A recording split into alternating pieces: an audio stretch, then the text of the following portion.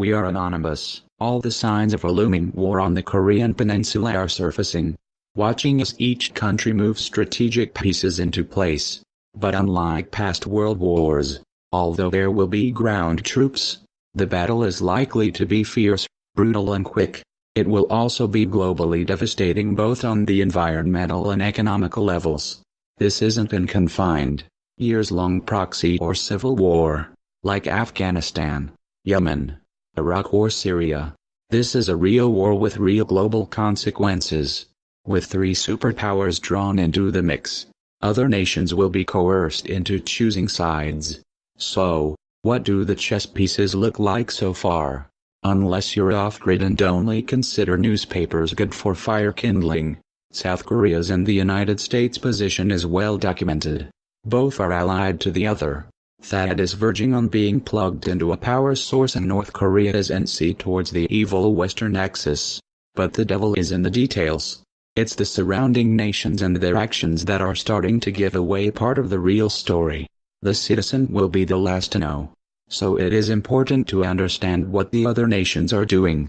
In a nutshell, for those limited in time, China has reportedly told its citizens living in North Korea to waste no time returning home. The U.S. tested its Minuteman III, a nuclear-capable ICBM of traveling 8,000 miles to North Korean shores this week. The test, launched from California, was successful.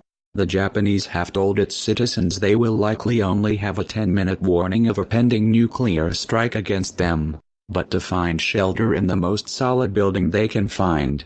Australia is witnessing a rotational deployment of U.S. troops to the north of the country. War. In depth. But still only scratching the surface. China. Firstly, the Chinese are desperate to avert a war. Economically, it would put them back behind the 8 ball as they deal with an influx of refugees over the border and the very real threat of a devastating war. Only this week, after many pleas to both the US and North Korea to refrain from escalating already decades-high tensions, Chinese officials told them to stop irritating each other. The pragmatic Chinese, it seems, are starting to lose their patience. However, the meeting between President Trump and President Xi Jinping to have China exert hostile and austere economic pressure against North Korea to force them into ceasing their nuclear program, may have fallen somewhat on deaf ears. Although China doesn't want radioactive fallout and refugees on its borders, do they really want their neighbor giving up their nukes when it keeps the US in check and their region a buffer against the West? Couple this with the South Korean economy sanctioned heavily by the Chinese over the THAAD deployment. What are the real intentions? Japan, too, is talking up the 2020 goal of an active Japanese military, planning on shedding the promise of pacifism to remilitarize.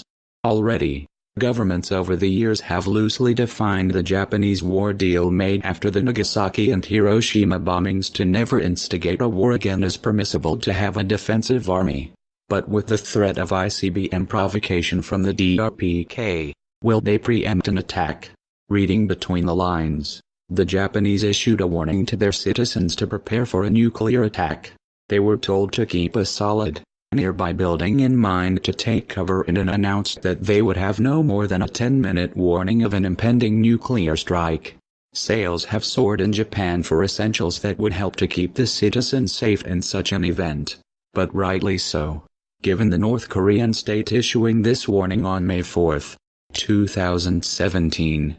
In case of a nuclear war on the peninsula, Japan that houses logistic bases, launching bases and sortie bases of the U.S. forces will be put under radioactive clouds before any country.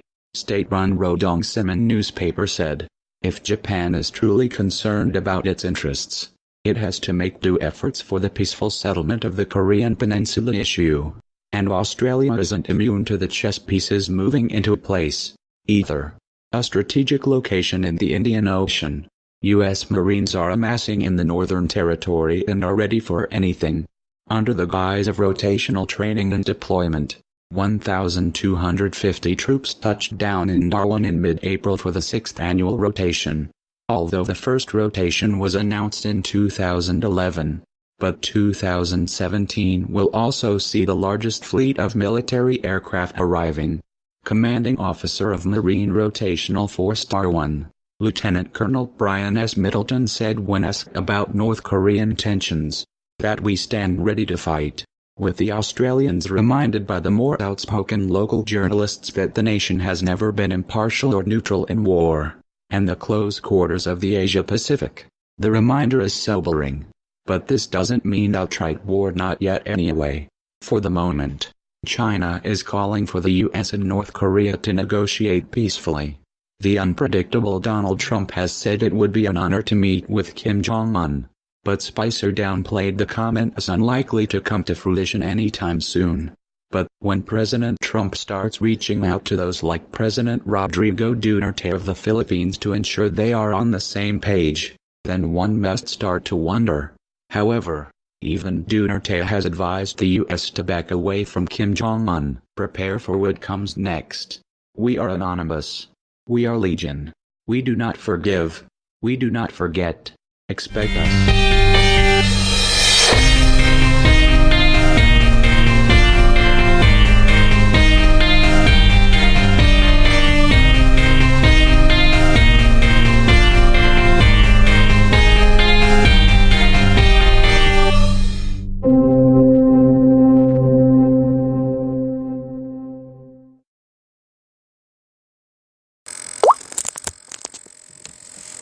Hey folks, that was a video that I just became aware of that was released over the weekend by Anonymous. If you don't know much about Anonymous, I suggest that you check into their site. I'm gonna go ahead and provide it, but you can find their videos on YouTube pretty easily.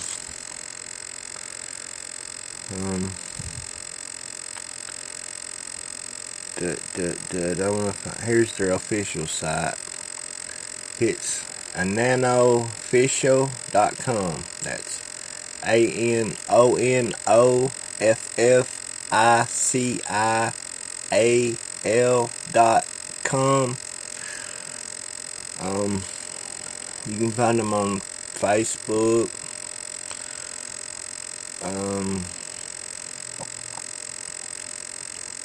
Come to find out, they even have a store. They sell t-shirts and anonymous masks. I didn't even know that till right then. I was aware of their YouTube page and their videos on the internet that I've actually been seeing for the last couple of years maybe. I just never knew that they were this big.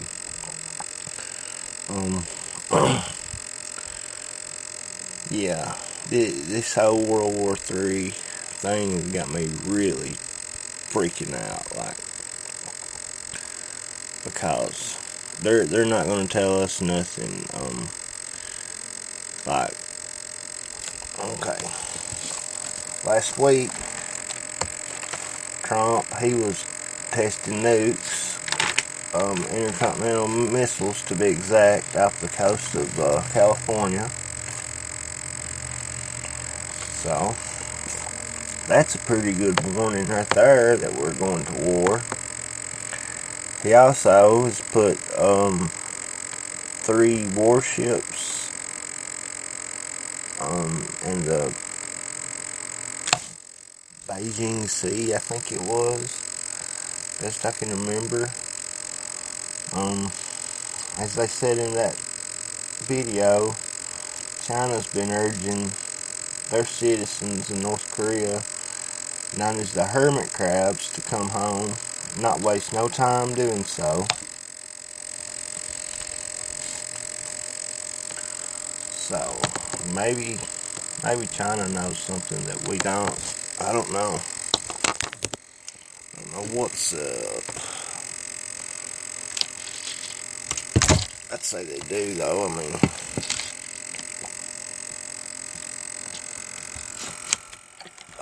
Trump just met with the Chinese president about a month ago, so Yeah, I'm sure China knows something that us U.S. citizens do not. Just because of that little meeting right there. You know, that's a pretty good sign. But Japan, they've been wanting their people to prepare for a nuclear attack, and so have many other countries, whether you know it or not.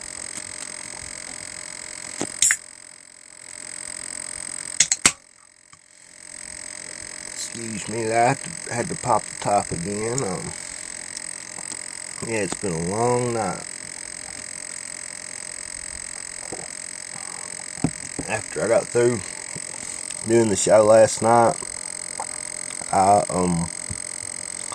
started doing my little housework jobs that I gotta do here and there, and getting ready for bed.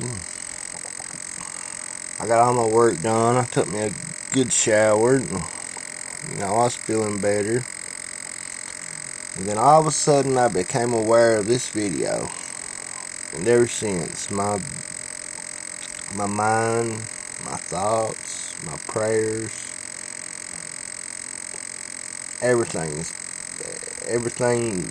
in my head has been circling around a world war. I've never lived through such a thing. My grandfather, he fought in World War II.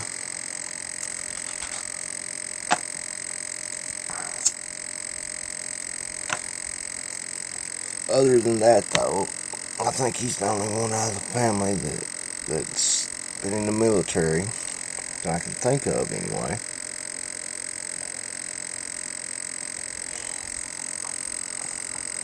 But World War III, and they won't even go as far as to tell you to go buy dry and canned foods, or hell, buy a flashlight, buy anything. These crooked politicians, they're busy getting rich off of the laws they sign in, and regulations and restrictions and all this. They're pocketing the money. And they're building themselves and their families nice underground bunkers. Meanwhile, they don't tell us nothing. I think every citizen everywhere needs to come together. They need to speak to their leaders, their senators, their congressmen. I need to call the White House if you want. I did have that number here. I don't know where it's at, though. I'll see if I can Google it.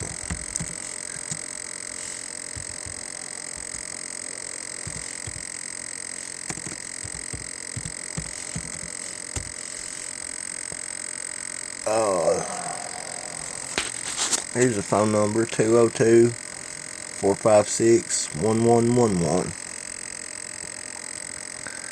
You can try that. But I don't know. I don't know who we should be talking to.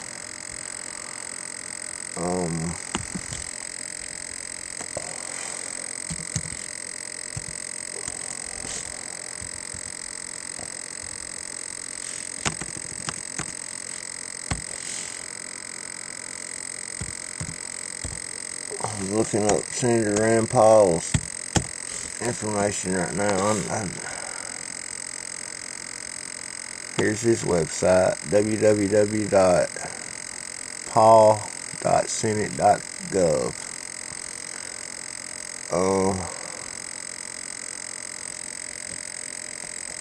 I'm actually gonna see if I can get him on the show here pretty quick.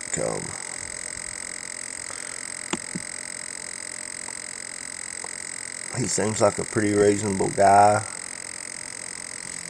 I don't know. He's